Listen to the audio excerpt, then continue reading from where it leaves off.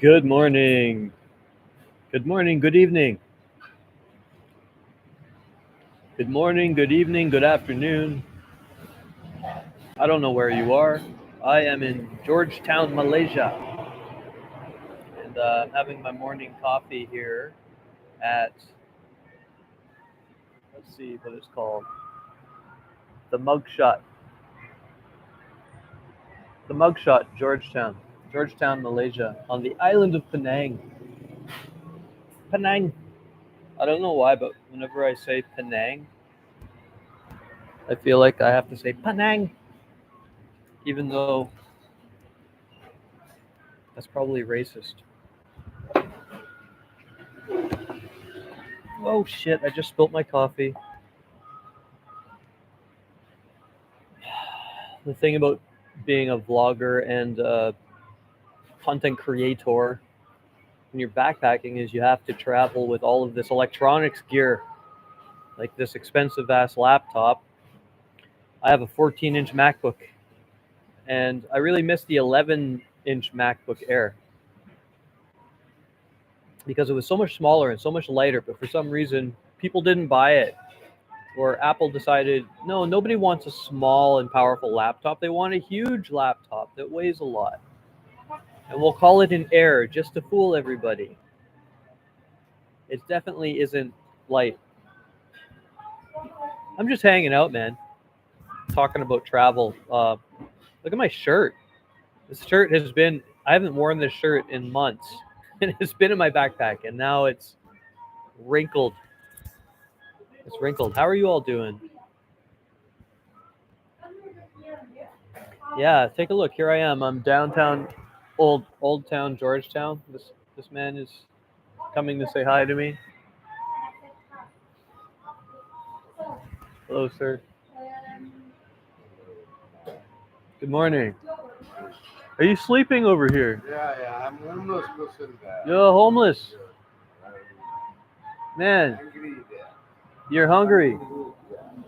What are you doing out here all night, man? Why don't you find a place to sleep, no? Why not? No work, huh? This guy wants some money. All right, I'll give you something, okay? I'm a sucker. Thank you so much, brother. There you go. All Oh, right. sorry. So, Take the change. thank It's something, huh? It's a start. you so much. Okay, boss.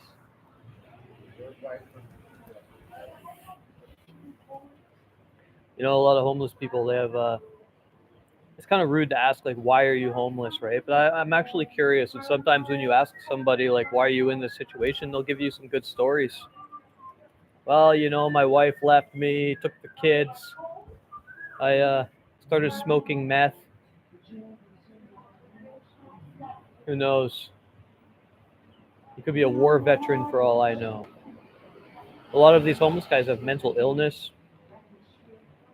uh, mental illness, drug abuse. What should I talk about? I've been super interested in Bigfoot lately. Bigfoot is a mythological creature called the Sasquatch, and he's a mostly found in Canada and Midwest North America, the USA, and they have different names for the Bigfoot and the Sasquatch all around the world. I think in Tibet they call it the Yeti. There's Bigfoot, Sasquatch, and I don't know. Even not Malaysia, Indonesia has their own version of the Bigfoot, and I can't remember the name. But one day, you know, YouTube's a funny thing because YouTube will say, "Hey, I think you need to watch videos about Bigfoot," and it appeared in my feed, and I hadn't watched a Bigfoot video in probably 20, 30 years. You know, when I was a little kid, I was obsessed with this shit. I was obsessed with Loch Ness Monster. In Canada, we have a creature called the Ogopogo, you know, mythical sea creatures. I found all these books in my library, and we didn't have smartphones when I was a kid, right? So if you wanted information, you had to go find a book or get it from the TV. So sometimes there would be documentaries on TV about the Bigfoot. There's a very famous video called the Gil I can't remember, Bob Gilman video. And I saw this video, and it really sparked my imagination. It's this video of this creature walking through the forest. I wish I could screen share. I can't do it on this live, but anyway, go look it up. And I thought, that's amazing. And I ran to the library at school. I said to the librarian, give me everything on Bigfoot. She said, sure, boom, boom, boom. A whole bunch of books on Bigfoot. And then I used to be interested in ghosts, UFOs, all this shit. I still am. I'm still totally interested in that stuff. But anyway, I started researching Bigfoot again recently. And did you know, like, okay, so when I was a kid, you would get one book and it would tell a few stories, or there would be a documentary like Unsolved Mysteries. I have to ask Malaysians what their mythical creatures are. If you're here in Malaysia, let me know. Because I know that a lot of Southeast Asians believe in spirits and ghosts. That's something I'd like to talk about. But yeah, so you would get one episode. You get like one episode was like, this man saw Sasquatch, and then he would tell his story, and there'd be a little animation, and it would be over. But now you can watch 27 hours of Bigfoot videos straight of people saying, yeah, I saw a Sasquatch. This is what happened. It looked like this. And some of them are kooky. Some of them are kind of like, you can tell they're like, Bigfoot took me in his arms and brought me back to his lair and made love with me. Obviously these people are kind of full of it. But there's other people who have very, very credible stories who have nothing to gain by telling a story about running into a Sasquatch in the forests of Canada. And actually, these stories go way, way, way back. Even the Native Americans the name Sasquatch actually comes from the Native Americans. That's what they called it because they believed it was a protector of the forest. And they interacted with it, and they would give gifts of fish, gifts of meat to the Sasquatch because otherwise the Sasquatch would come into their village and steal it. They would steal their food. So they would give them offerings. Please don't steal our food. Anyway, that's something I'm really fascinated in right now. And UFOs. Apparently this week there's a huge group of UFO whistleblowers coming out. They are... Oh, my coffee's already cold. You know what the problem with these cups is? I usually ask, don't give me these big round cups because there's too much surface area. And so the coffee gets cold really fast. You want to get a cup that's like... The best cups are long and skinny. Long and skinny, because then the heat has less room to escape. Well, I can't monetize this because they're playing 80s music in the background. But anyway, I became very interested in UFOs because when I was 17, I saw one. Well, I saw 3. And here's the story of my UFO experience. I was 17 and I was working in a restaurant as a dishwasher. Or maybe I was a prep cook by this point in my small town in Canada. And so we had a friend, and this is an important part of the story, but we had a friend and he did a lot of LSD. He was the big brother of one of my good friends, and he did a lot of LSD to the point where he actually went insane, and he had to go into a mental institution for several months. Matt. Anyway, for about 3 or 4 months he was gone, but when he came out of the mental institution, he was really, really nuts. It was really sad, actually, but he would tell everybody, I can see UFOs, I can see ghosts, I see all kinds of mythical creatures. There's a ghost living in that tree. There's UFOs that come out of the mountains. And we were like, yeah, whatever. Okay, Matt. And he would just babble and babble and babble. And so this night, I got off work with one of the other dishwashers and my best friend at the time, Darcy. He met up with me because he was also getting off work, and we were going to go to our friend's house. Well, where Darcy lived. He rented a house with a bunch of my friends, a bunch of 17-year-olds. So I met up with him, and we're walking in, and we're just talking, and then Matt shows up. And Matt's, blabbing a million miles an hour because he's crazy. He's... I'm like, okay. And Matt's looking at me in the eyes like this as we're walking, and he goes, I feel like somebody's watching me. This is exactly how he did it. Okay, so we're walking. He's looking at me like this. He's talking to me. Da da da da da. He goes, I feel like somebody's watching me. Like, you know, like the baseball player who points out of the park. He's looking at me. He points like this, and then he looks. But it was up, and he looks. There's these three orbs. Take it. This is like 1993. There was no drones. Okay, there were no drones, and I was in air cadets. Like I flew airplanes. I was obsessed with airplanes my whole life. I wanted to be a pilot before I found marijuana. Um, but anyway, there's these three glowing balls sitting up above us. We're all like, "Oh, what is that? What is that?" And they're not fucking lanterns or anything. Okay, this is Canada. We don't have Chinese lanterns. These things are moving together, and then one of them kind of shoots up, like, and stops, and the other two would like follow it. Then they would all go over here. They change directions and they'd slow down. They kind of spin around each other, and I'm like, "Oh my god, what is that?" My friends are going, "What the fuck is that? What is that? What is that?" Matt Matt's looking at us. Oh, Matt's crazy. Matt sees UFOs. He's like, "That's not a fucking satellite. That's not." He was so happy. He was so happy to finally prove to us that he could psychically sense UFOs. So this doesn't go away, right? I'm walking across the city. It's about a 15-minute walk to our house, and the whole time I'm like trying not to bump into shit because I'm staring at this. My friends have lost interest, but I'm like, "Yo, there's aliens flying around above our town." Like, this is crazy. And we get to our house, to the house where my underage friends live. We're all about 17 at the time. I go running into the house looking for Bob, and Bob is another one of my best friends. He's a very, very intelligent guy. The group of my friends, we were all misfits. They're all very, very smart people. And so I'm looking for Bob because he's one of the smartest guys. Bob, Bob, Bob. Bob comes running at me. He's like, I'm like, "Guess what I saw?" He's like, "Guess what we saw?" And all the people, there's all these kids there, and they were at a bush party in the mountains above my town because our town is in a valley, and so the teenagers would go up into the hills to hang out and party, right? In the mountains, and they were up above the town. So they said they saw all these lights, and I'm like, "Yeah, I saw 3 lights," and they're like, "No, there was like 15 of them. We counted 15 of these lights above the city." So this was a mass sighting. Really interesting, you know. And after that, I became my eyes really opened to, that there's more than meets the eye. There's more going on out there. And the thing with the internet is, you can research things, like, say you're into ghosts. Ghosts are something I'm not sure about. I've never seen a ghost. I've never experienced a ghost. I've never seen any evidence for ghosts.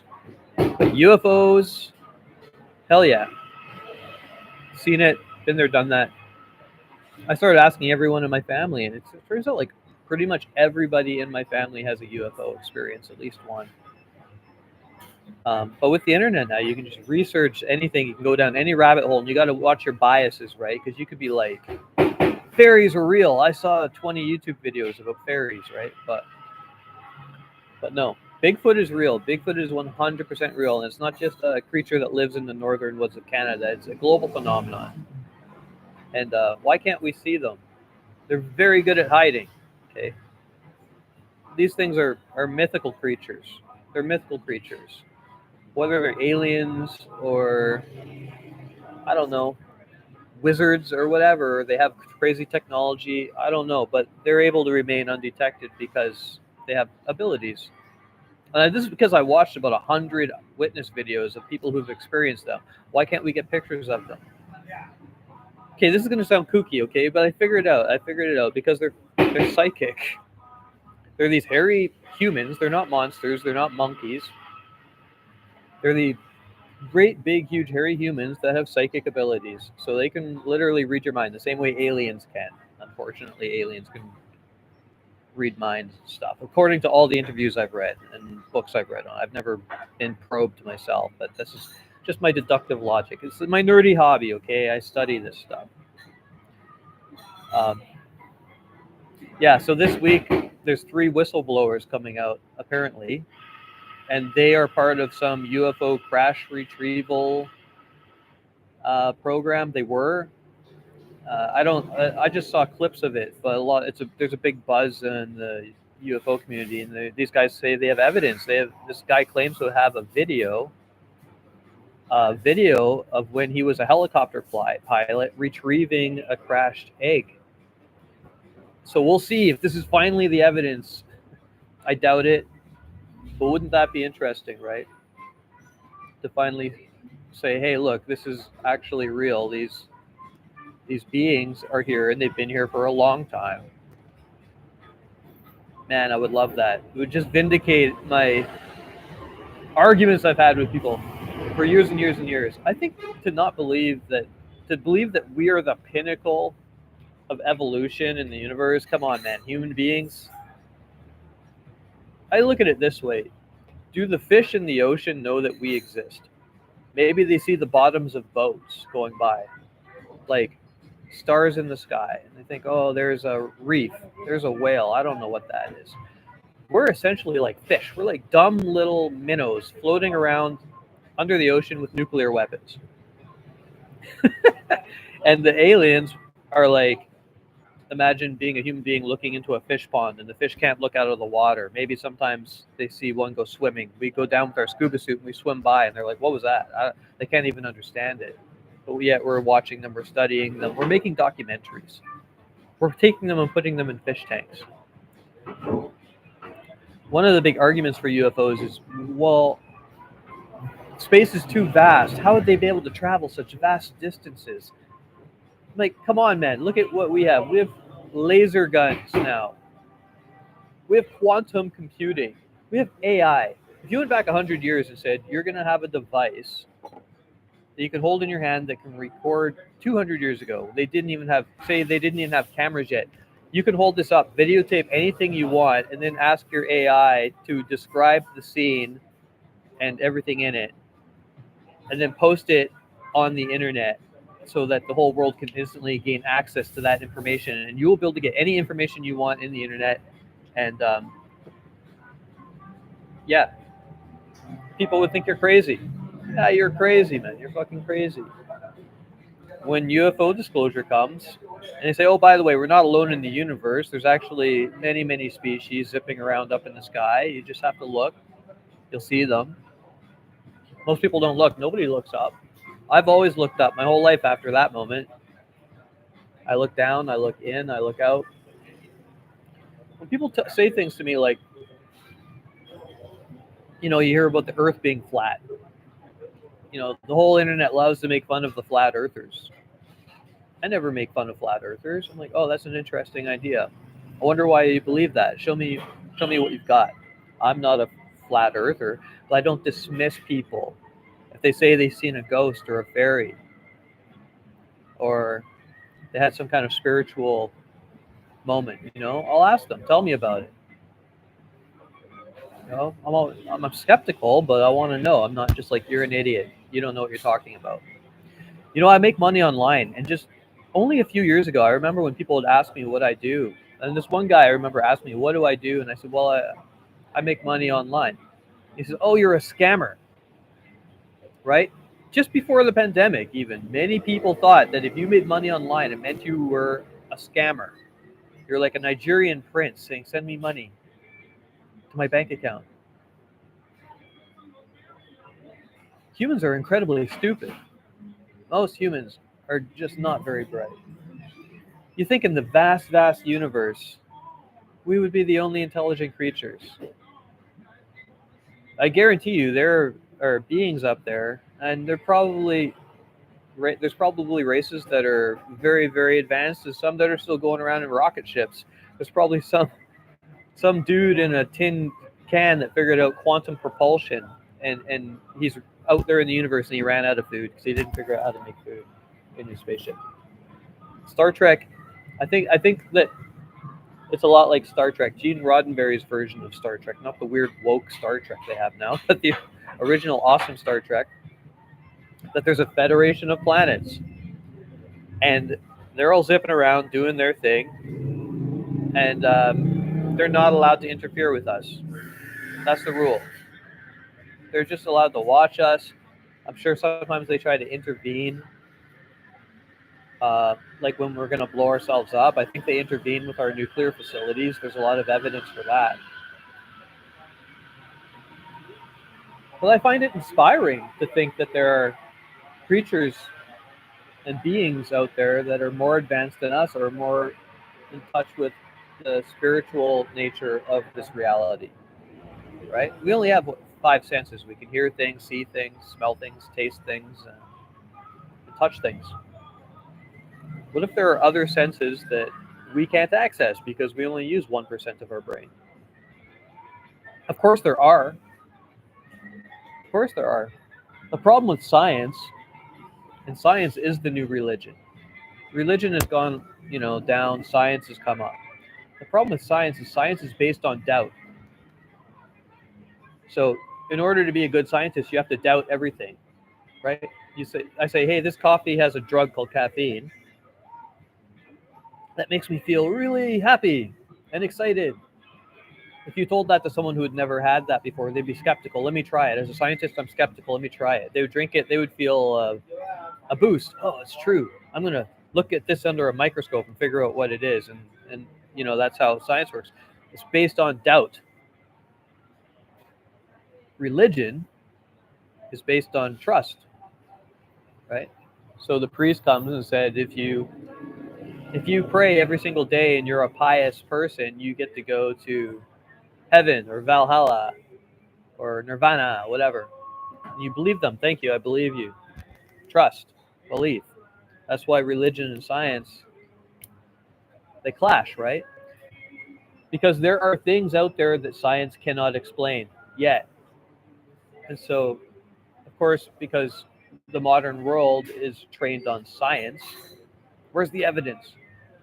They can't even see what's there in front of them, right? Because it's like when you've probably heard this before, but when the first explorers arrived in the New World in North America and their giant colonial ships made out of wood, right, from Spain or Portugal, and they landed on the shores, the Indians couldn't even see them.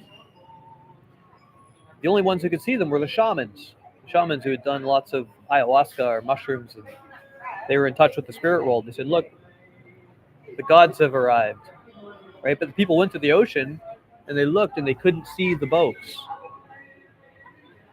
That's the way our minds work. Anyway, I just thought I'd nerd out a little bit, talk about something different. Okay, adios.